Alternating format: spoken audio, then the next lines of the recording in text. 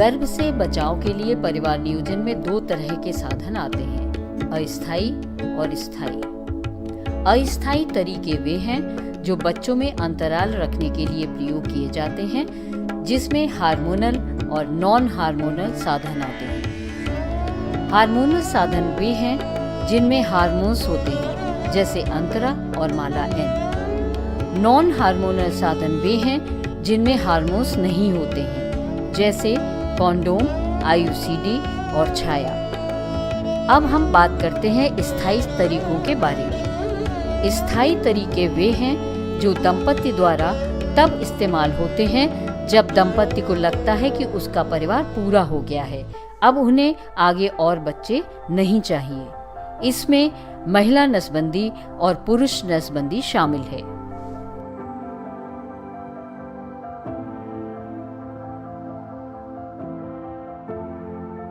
पिछली स्लाइड में हमने जाना कि परिवार नियोजन के कौन कौन से साधन हैं। अब हम देखेंगे कि परिवार नियोजन के प्रत्येक साधन की प्रभावशीलता सही व लगातार प्रयोग करने पर व सामान्य तरीके से प्रयोग करने पर कितनी होती है। सामान्य तरीके से उपयोग का मतलब है परिवार नियोजन के किसी भी साधन का अनियमित प्रयोग करना। सही व लगातार तरीके के उपयोग का मतलब है परिवार नियोजन के किसी भी साधन का लगातार दिशा निर्देश के अनुसार नियमित प्रयोग करना। स्थायी विधि में देखें, पुरुष नसबंदी या महिला नसबंदी हुई है तो 100 महिलाओं में एक से भी कम महिलाएं गर्भवती हो सकती हैं। आइए अब अस्थायी विधि में देखें। यदि महिला आईयूसीडी का उपयोग सामान्य या सही तरीके से करती है तो 100 महिलाओं में से एक से भी कम महिलाएं गर्भवती हो सकती हैं। यदि महिला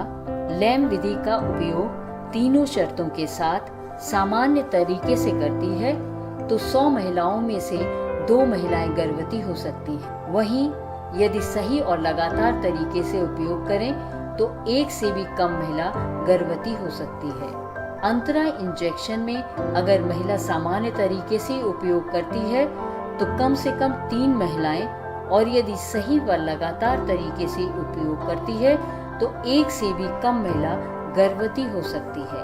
छाया गोली में देखें तो यदि महिला सामान्य तरीके से उपयोग करे तो 3 महिलाएं गर्भवती हो सकती हैं, पर यदि सही और लगातार तरीके से उपयोग करे तो कम से कम 2 महिलाएं गर्भवती हो सकती हैं। इसी तरह मालायन खाने वाली महिलाओं में सामान्य तरीके से उपयोग करने पर 8 महिलाएं और सही व लगातार तरीके से प्रयोग करने पर एक से भी कम महिलाएं गर्भवती होती हैं। इसी तरह कॉन्डोम का इस्तेमाल अगर सामान्य तरीके से किया जाए तो 15 महिलाएं गर्भवती हो सकती हैं, पर यदि सही और लगातार तरीके से प्रयोग किया जाए तो 2 महिलाएं गर्भवती हो सकती हैं। इससे हमें यह पता चलता है कि अगर दंपति सही व लगातार तरीके से उपयोग करते हैं तो इसकी प्रभावशीलता सामान्य तरीके से उपयोग से ज्यादा है और महिला के गर्भवती होने की संभावना कम होती है। अतः जरूरी है कि दंपति को परामर्श के समय परिवार नियोजन साधन की प्रभावशीलता और सही व लगातार तरीके से उपयोग करना अवश्य बताएं। परिवार नियोजन के साधनों के बारे में विस्तार से जानने से पहले यह भी जानना अत्यंत आवश्यक है कि जिस महिला को हम परिवार नियोजन की सेवाएं देने जा रहे हैं कहीं वह गर्भवती तो नहीं है। यह सुनिश्चित करने के लिए कि महिला गर्भवती है या नहीं, इसका पता हम 6 प्रश्न पूछकर लगा सकते हैं। तो आइए देखते हैं कि ये 6 प्रश्न कौन से हैं। उसने पिछली माहवारी से अभी तक संभोग नहीं किया है। सही ढंग से तथा लगातार भरोसेमंद गर्भ निरोधक विधि का इस्तेमाल करती आ रही है। उसकी माहवारी शुरू होने से पहले से 7वां दिन है।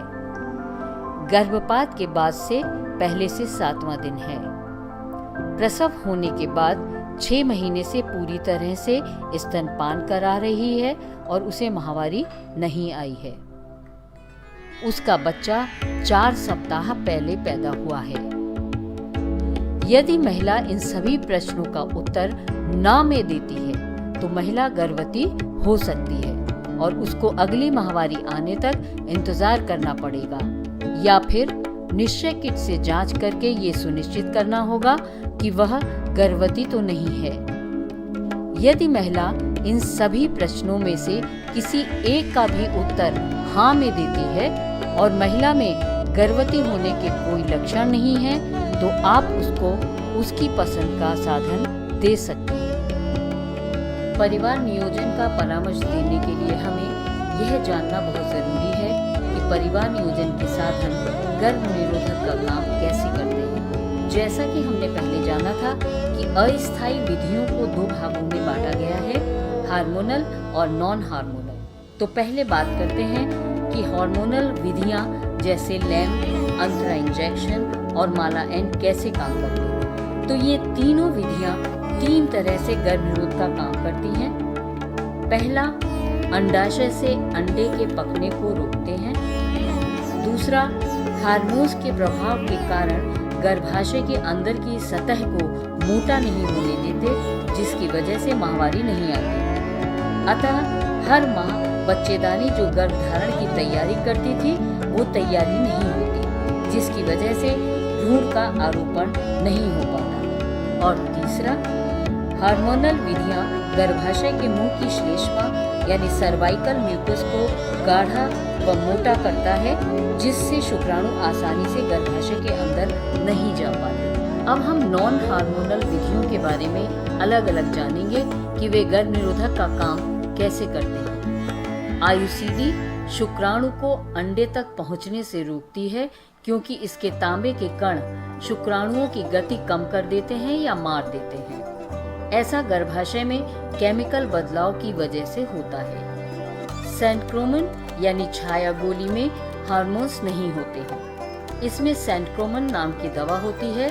इसके खाने से स्त्री का अंडा तो बनता है, परंतु गर्भाशय की अंदरूनी परत में ऐसा बदलाव होता है जिसकी वजह से भ्रूण उसमें धंस नहीं पाता। कॉन्डोम एक ऐसा गर्भ निरोधक है जो शुक्राणु और अंडे को मिलने नहीं देता, यानी एक अवरोध का काम करता है, जिसकी वजह से अंडा निकलता तो है मगर शुक्राणु से मिल नहीं पाता। अब हम स्थायी विधियों के बारे में चर्चा करेंगे।